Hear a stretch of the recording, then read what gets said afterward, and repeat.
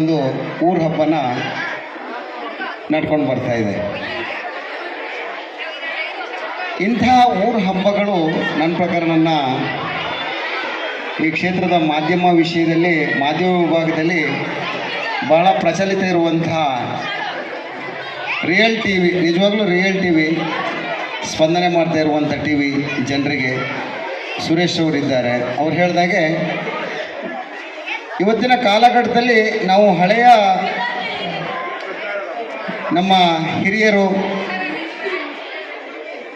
ಮುತ್ತಾತರು ಇವರೆಲ್ಲ ಹಾಕ್ಕೊಟ್ಟ ಒಂದು ಮಾರ್ಗದರ್ಶನ ಇರ್ಬೋದು ಅಥವಾ ಪರಂಪರೆ ಇರ್ಬೋದು, ಅದನ್ನೆಲ್ಲ ನಾವು ಕಳ್ಕೊಂಡು ಇವತ್ತು ನಮ್ಮದೇ ಆದ ರೀತಿಯ ಒಂದು ಶೈಲಿಯ ಜೀವನವನ್ನು ನಡೆಸ್ಕೊಂಡು ಬರ್ತಾ ಇದ್ದೀವಿ. ತಪ್ಪು ಅಂತ ಹೇಳಲಿಕ್ಕಾಗಲ್ಲ. ಕಾರಣ ಏನಂದರೆ ಇವತ್ತು ನಮ್ಮ ಈ ನಗರ ಪ್ರದೇಶದಲ್ಲಿ ನಮ್ಮದೇ ಆದಂಥ ಒಂದಿಷ್ಟು ಜಂಜಾಟಗಳಿರ್ತವೆ. ಆದರೆ ಎಲ್ಲೋ ಒಂದು ಕಡೆ ನಾವು ಅಂದ್ಕೊಬೇಕಾಗ್ತದೆ, ಹಿಂದಿರುವಂತಹವರ ಏನು 100 ವರ್ಷ 150 ವರ್ಷ ಹಿಂದೆ ಏನಿದ್ರು ಅವ್ರಿಗಿಂತ ಕಾಲು ಭಾಗನೂ ನೆಮ್ಮದಿ ನಮಗಿಲ್ಲ ಅಂತ ಕಾಣ್ತದೆ. ಆ ಮಟ್ಟಕ್ಕೆ ಬಂದು ತಲುಪಿದ್ದೀವಿ ಈಗ. ದಿನ ಬೆಳಗ್ಗೆ ಎದ್ದರೆ ಅದರಲ್ಲೂ ನಮ್ಮ ಇಂತಹ ಬಡಾವಣೆಗಳಲ್ಲಿ, ಯಾಕಂದರೆ ಇದ್ದಿದ್ರಲ್ಲಿ ಸ್ವಲ್ಪ ಪ್ರಾಮಾಣಿಕವಾಗಿ ಶ್ರದ್ಧೆಯಿಂದ ಕೆಲಸ ಮಾಡುವಂಥವ್ರು ಇಂಥದ್ರಲ್ಲಿ. ಯಾಕಂದರೆ ಮಧ್ಯಮ ವರ್ಗದವ್ರು ಇರ್ತೀವಿ ಅಥವಾ ಅದಕ್ಕಿಂತ ಕೆಳವರ್ಗದವ್ರು ಇರ್ತೀವಿ. ಕೆಲಸ ಮಾಡ್ತೀವಿ, ಬೆಳಗ್ಗೆ ಎದ್ದರೆ ಸಂಜೆ ತನಕ ಕೆಲಸ ಮಾಡ್ಕೊಂಡು ಬರ್ತಾ ಇರ್ತೀವಿ. ಬೇರೆ ಯಾವುದ್ಯಾವುದೋ ದೊಡ್ಡ ದೊಡ್ಡ ಬಡಾವಣೆಗೆ ಹೋದರೆ ಅಲ್ಲಿ ಅವ್ರು ಯಾವುದೋ ರೀತಿಯಲ್ಲಿ ಬೇರೆ ಥರದಲ್ಲಿ ಸಂಪಾದನೆಗಳನ್ನ ಮಾಡ್ಕೊಂಡಿರ್ತಾರೆ. ಆದರೆ ಇಲ್ಲಿ ಹಾಗಾಗಲ್ಲ. ನಾವು ದಿನನಿತ್ಯದ ಜೀವನದಲ್ಲಿ ದಿನನಿತ್ಯದ ಒಂದು ಕಾಯಕವನ್ನು ಮಾಡಿಕೊಂಡು ನಮ್ಮ ಜೀವನವನ್ನು, ಸಂಸಾರವನ್ನು ಸಾಗಿಸ್ತಾ ಇರ್ತೀವಿ. ಇಷ್ಟು ಮಧ್ಯದಲ್ಲಿ ಯಾವುದು ಏನೇ ನಡೆದರೂ ಕೂಡ ದೈವಶಕ್ತಿ ಇಲ್ಲದೆ ಯಾವುದೂ ನಡೆಯಲ್ಲ.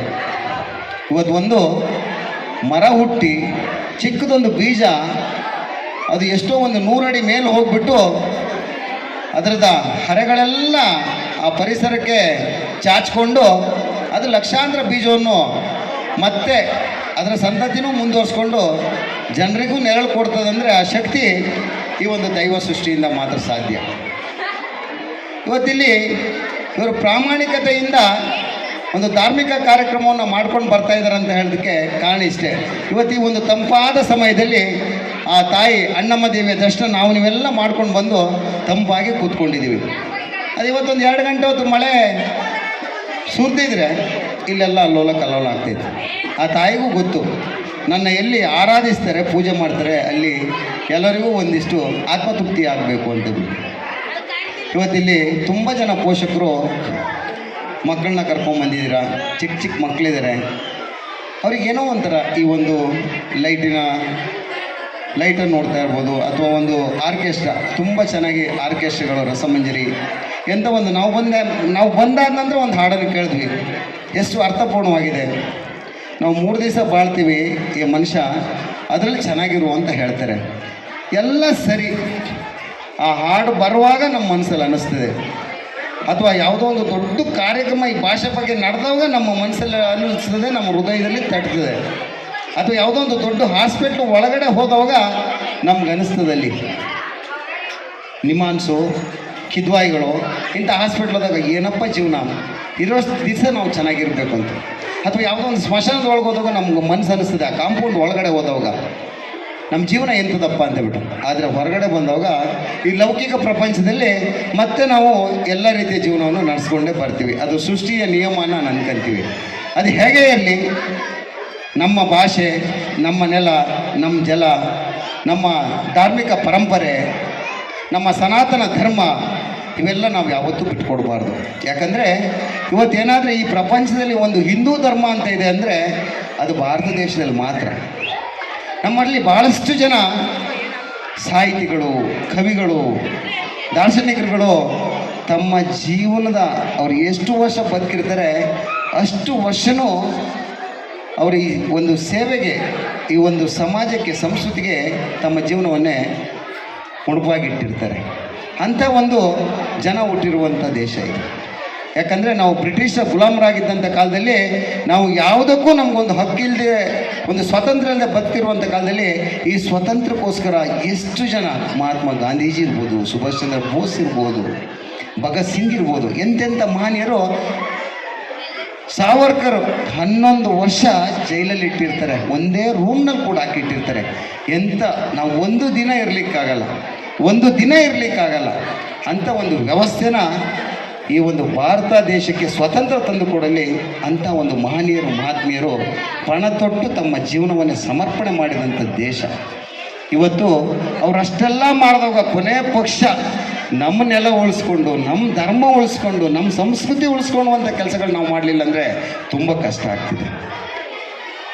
ಭಾಷೆನ ಮಕ್ಕಳುಗಳು ಅವರ ಒಂದು ಜೀವನದ ಅವಲಂಬನೆಗೋಸ್ಕರ ಎಲ್ಲ ಭಾಷೆಗಳನ್ನು ಕಲಿಬೇಕು ಅವರ ಶಾಲೆಯ ಸ್ಕೂಲ್ ಇದರಲ್ಲಿ.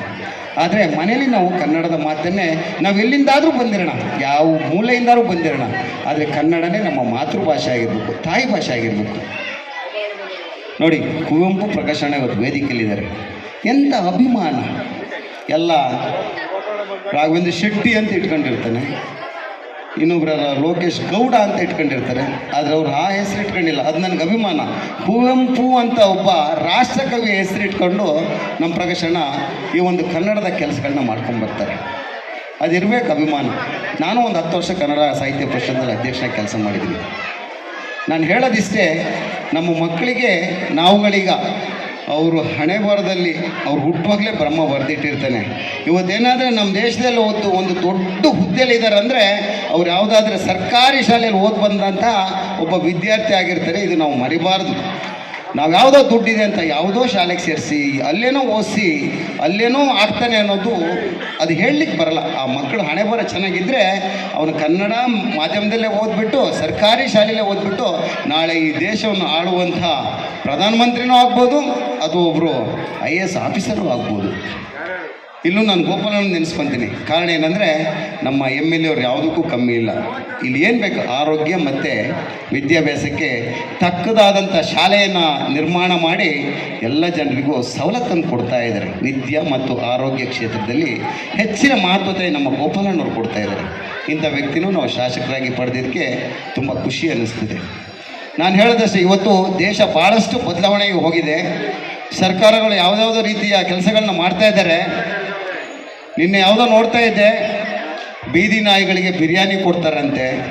ಫಸ್ಟು ಕಷ್ಟದಲ್ಲಿರೋರಿಗೆ ಸಹಾಯ ಮಾಡಲಿ. ಬಿಲ್ಡಿಂಗ್ ಕಟ್ಕೊಂಡು ಎಷ್ಟೋ ದಿನ ಬಡವರು ಸಾಲ ಮಾಡಿಕೊಂಡು ಕರೆಂಟ್ ಇಲ್ಲದೆ ಅವರ ತೊಂದರೆ ಅನುಭವಿಸ್ಲಿಕ್ಕಾಗದೇ ಇದ್ದಾರಲ್ಲ, ಅಂಥವ್ರಿಗೆಲ್ಲ ಫಸ್ಟು ಬೆಳಕು ಕೊಡ್ಕೊಳ್ಳಿ, ಆಮೇಲೆ ಬೇರೆ ಬೇರೆ ವಿಷಯಗಳನ್ನ ಮಾಡಲಿ ಅಂತ. ನಾನು ಯಾವುದೋ ಒಂದು ಪಕ್ಷಾತೀತವಾಗಿ ರಾಘವೇಂದ್ರ ಶೆಟ್ಟಿ ಒಬ್ಬ BJP ಅಧ್ಯಕ್ಷ ಅಂತ ಹೇಳ್ತಿಲ್ಲ. ಸಮಸ್ಯೆಗಳು ಭಾಳಷ್ಟು ಇದ್ದಾವೆ. ಇವತ್ತು ಯಾರೋ ಕ್ಯಾಲ್ಕುಲೇಟ್ ಮಾಡ್ತಿದ್ರು, BBMP ಸ್ಕೂಲಲ್ಲಿ ಓದುವಂಥ ಮಕ್ಕಳಿಗೆ ಒಂದು ಊಟಕ್ಕೆ 12-13 ರೂಪಾಯಿ ಬೀಳ್ತದೆ. ಅದೇ ಬೀದಿ ನಾಯಿಗೆ ನೆಕ್ಸ್ಟ್ ಬಿರಿಯಾನಿ ತರ್ತಾರಲ್ಲ 24-25 ರೂಪಾಯಿ ಬೀಳ್ತದೆ ಅಂತ. ಎಂಥ ವಿಪರ್ಯಾಸ ನೋಡಿ. ನಿಜವಾಗ್ಲೂ ಇದು ನಮ್ಮ ಶಕ್ತಿಗಳು, ನಮ್ಮ ಸಾರ್ವಜನಿಕರು ಎಲ್ಲರೂ ಒಟ್ಟಾಗಿ ಎಲ್ಲಿ ಶಕ್ತಿ ತೋರಿಸಲ್ಲ ಅಲ್ಲಿವರೆಗೂ ಇಂಥ ಅನಾಹುತಗಳು ನಡೀತಾನೆ ಇರ್ತವಂತ ನನ್ನ ಭಾವನೆ. ಅದರಿಂದ ನಾನು ಹೇಳೋದಿಷ್ಟೇ, ನಾವುಗಳು ಬೆಂಗಳೂರಿನಂಥ ಒಂದು ಉತ್ತಮವಾದ ನಗರ. ಬೆಂಗಳೂರು ಇವತ್ತು ಇಡೀ ಪ್ರಪಂಚದಲ್ಲೇ ಒಂದು ವಿಶೇಷವಾದಂಥ ನಗರ. ಇಲ್ಲಿ ನಾವು ಬದುಕ್ತಾ ಇದ್ದೀವಿ ಅಂದರೆ ಹೆಮ್ಮೆ. ಇವತ್ತೇನಾದರೆ ಹಳ್ಳಿಲಿ ಯಾರಾದರೆ 20 ಎಕರೆ ಜಮೀನು ಇಟ್ಕೊಂಡು ಕೆಲಸ ಮಾಡ್ತೀನಿ ಅಂದರೆ ಅವನಿಗೆ ದೇವರನಿಗೂ ಹುಡುಗಿ ಕೊಡ್ತಾ ಇಲ್ಲ. ಎಂಥ ತೋಟ ಇದ್ರೂ ಹುಡುಗಿ ಕೊಡ್ತಾ ಇಲ್ಲ. ಅದೇ ಬೆಂಗಳೂರಲ್ಲಿ ಯಾವುದೋ ಒಂದು ಅವ್ನು ಉದ್ಯೋಗ ಮಾಡ್ತಾಯಿದ್ರೆ ಅಲ್ಲಿ ಕೊಡ್ತೀನಪ್ಪ ನನ್ನ ಮಗಳನ್ನ. ಈ ಭಾಷೆನ ನಾವು ಉಳಿಸ್ಕೊಂಡು ಹೋಗಬೇಕು. ಇವತ್ತು ಅಣ್ಣಮ್ಮ ತಾಯಿನಲ್ಲಿ ಕೂರಿಸ್ಕೊಂಡು ನಮ್ಮ ಸುಧಾಕರ್ ಅವರೆಲ್ಲ ತಂಡ, ಕುಮಾರಣ್ಣ ಇರ್ಬೋದು, ಶಿವಕುಮಾರ್ ಇರ್ಬೋದು, ಈ ರೀತಿ ಎಲ್ಲರೂ ಏನು ಸೇರ್ಕೊಂಡು ಅವರು ಸಮಾನ ಮನಸ್ಕರಾಗಿ, ಶಿವಣ್ಣವ್ರು ಇರ್ಬೋದು, ಈ ರೀತಿ ಮಾಡ್ಕೊಂಡು ಹೋಗ್ತಾ ಇದ್ದಾರಲ್ಲ. ನೀವು ಬಂದಿದ್ದೀರಲ್ಲ, ಈ ಹೊತ್ತಲ್ಲೂ ಆ ಒಂದು ಧಾರ್ಮಿಕ ಕಾರ್ಯಕ್ರಮವನ್ನು ನೋಡ್ಕೊಂಡು ಖುಷಿ ಪಡ್ತಾ ಇದ್ರಲ್ಲ, ಸಾಂಸ್ಕೃತಿಕ ಕಾರ್ಯಕ್ರಮನ ಇದು ಇರಬೇಕು. ಅಂಥವ್ರಿಗೆ ನಾವು ಬೆಂತಟ್ಟಬೇಕು, ಪ್ರೋತ್ಸಾಹ ನೀಡಬೇಕು. ಯಾಕಂದರೆ ಇವತ್ತು ಆ ತಾಯಿ ಇದ್ರೆ ಮಾತ್ರ. ಇವತ್ತೇನಾದರೆ ಬೆಂಗಳೂರು ನಗರದ ಮೂಲ ದೇವತೆ ಅಂದರೆ ಅಣ್ಣಮ್ಮ ತಾಯಿ. ಮೊದಲು ನಮ್ಮ ತಂದೆ ತಾಯಿಗಳು ನಾವು ಮಕ್ಕಳಿರುವಾಗ ವಾರಕ್ಕೆ 1 ಸರಿ 2 ಸರಿ, ಇಲ್ಲಿ ಒಂದು 50 ವರ್ಷ ಮೇಲ್ನವ್ರಿಗೆ ಗೊತ್ತಿರ್ತದೆ ಅಂತ ಅನ್ಕೊತೀನಿ, ಕರ್ಕೊಂಡು ಹೋಗ್ತಾಯಿದ್ರು.